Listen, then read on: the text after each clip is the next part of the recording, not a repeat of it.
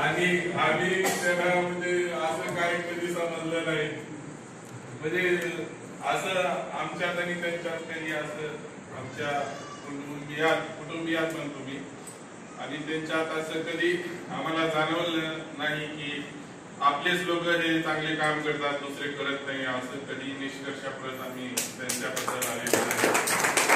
निश्चितपणे भविष्यामध्ये तुम्हालाही सांगतोय मी, तुमचेही मुलं बाळ नंतर घेण्यासाठी तुम्हीही चांगलं करा, काम करा, चांगली सेवा संस्थेला द्या.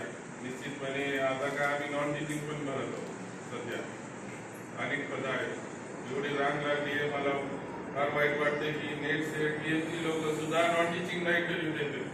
म्हणजे काय अवस्था झाली, मला खरंच दुःख वाटलं की आपल्याकडे एवढी बेकारी या ठिकाणी आपल्या परिसरामध्ये असे दिवस कधी नव्हते.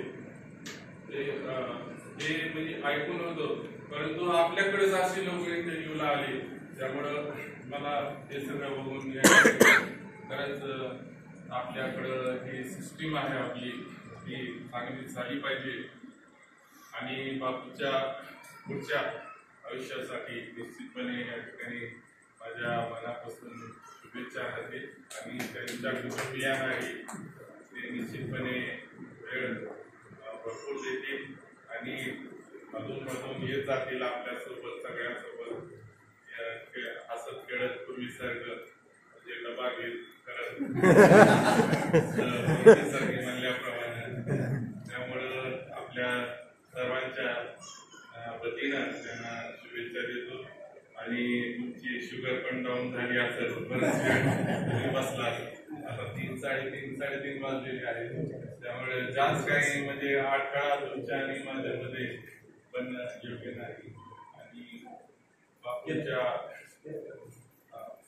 बापूंसाठी आपण खाली पेपरला देण्यासाठी फोटो घेऊ.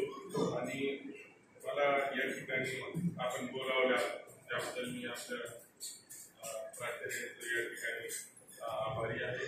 धन्यवाद.